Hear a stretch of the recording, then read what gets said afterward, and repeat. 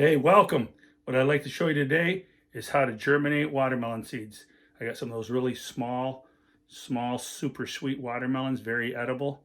And I'm going to show you today how I'm going to start with sheltering in place and all, and supplies limited, how I'm going to go ahead and get my watermelon seed started. So please join us today at Keep It a Secret Home and Garden.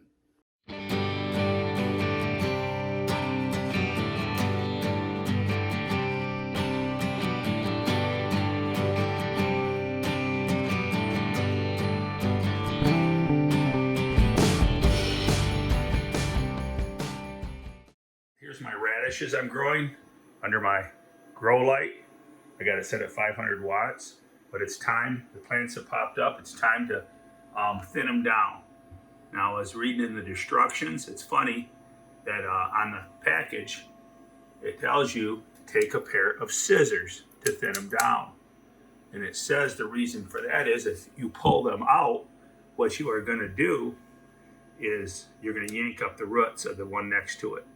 So it's only logical to take a pair of scissors and cut off the extra ones because they're too close together to get really developed. So I'm going to let the biggest one live and the little guys are gone. Voila, there you go. Come in here, you got your little forest, not gump, but your little forest of plants, and we're going to cut out the smaller ones. All right? Now, it's funny because people love to argue. If you know, on social media now, everybody wants to argue about everything.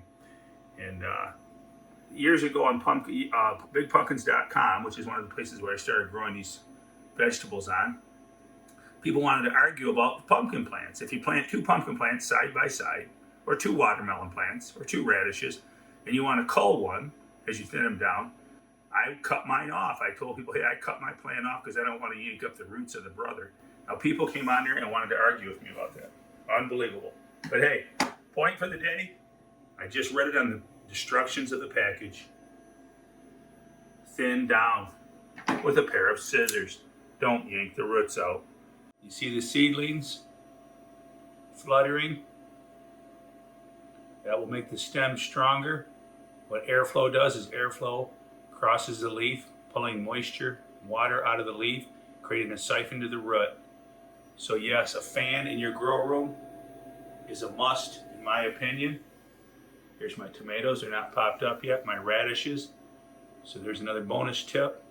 Best to have a fan. Now, this hood is designed to have a fan on each end for big, serious growers growing cannabis and such. But not necessary. But a fan in the room is. All right, just a little bonus tip to add to your growing. Keep them strong. Keep them healthy. So hey, what I'm starting here today is George Witter from the Dakotas. He sent me these years ago. Very, very sweet, dark green with light green stripes, little mini watermelons. They're like your little, smaller than a bowling ball size watermelons that are super sweet, is what I'm assuming they are. I've seen them before. I've grown these years ago. Back in like 2012, I grew a greenhouse full of these little watermelons. I loved them to death.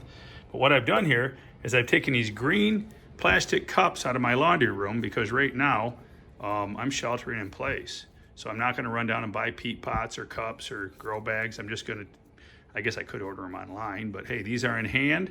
So I've taken these and I've taken a drill bit. I've taken my cordless drill and a drill bit and drilled holes in the bottom, 2 in the bottom, several around the sides to get some drainage and make sure they're not going to stay too wet.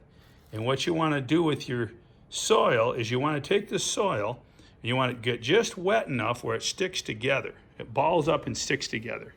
I'll show you. Here's my little bag. I made this bag here, but you don't want, when you squeeze it, you don't want a ton of water coming out. See, you ball it up. That might be a little bit wet. Here, the water squeezing, that's a little too wet. But that's okay as long as you don't add no more water the next day. It could be a little on the wet side. I soak the seeds for 1 hour in a glass of water, and then I put them in the pots. And then they'll go into my heat chamber here. I like bottom heat, but I don't like constant bottom heat. Right now, the chamber is unplugged. I have found a lot of times if you got them a little too wet and you got constant heat, you're going to cook them. I do have a thermostat. It is currently 77 degrees inside the dome.